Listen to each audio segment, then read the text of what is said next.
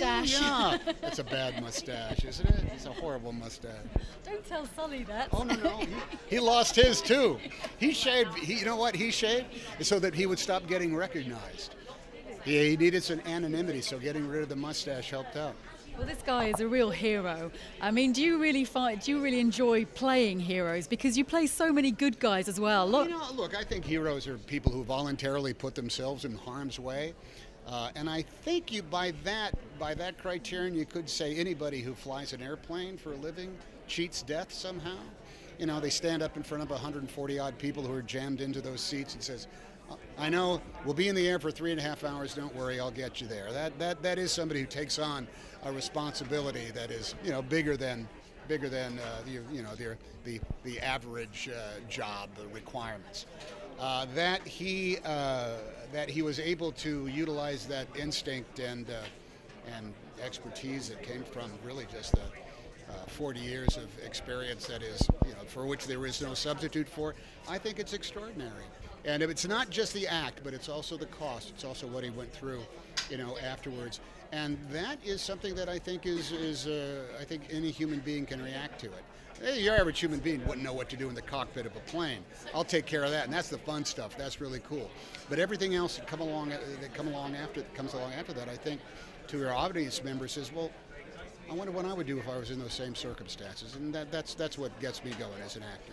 When you read the script, was it the first time that you'd heard about not just the miracle on the Hudson, but the aftermath and the investigation and everything else? I knew that there was such a thing like the NTSB. I realized that, but I didn't realize that even though it's just an investigative process, it actually had a slightly prosecutorial spin.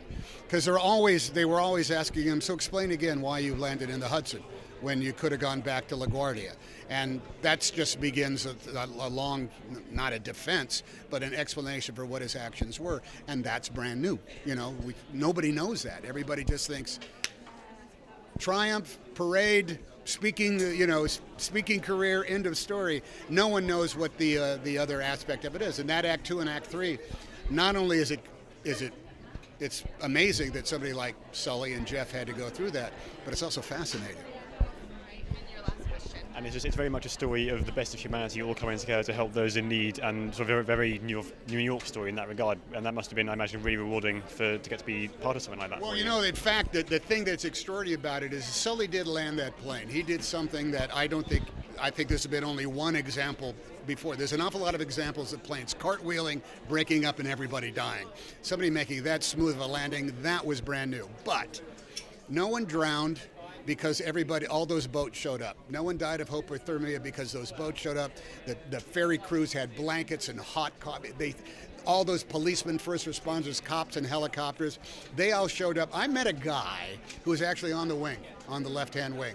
And he was the very first guy. He was the farthest guy out on the wingtip.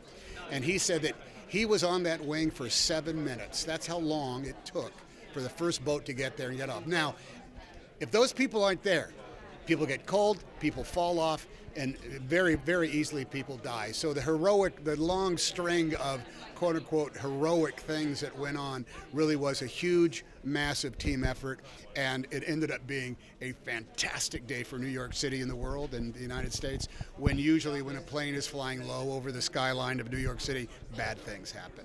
Ladies and gentlemen, you're watching Hey You Guys!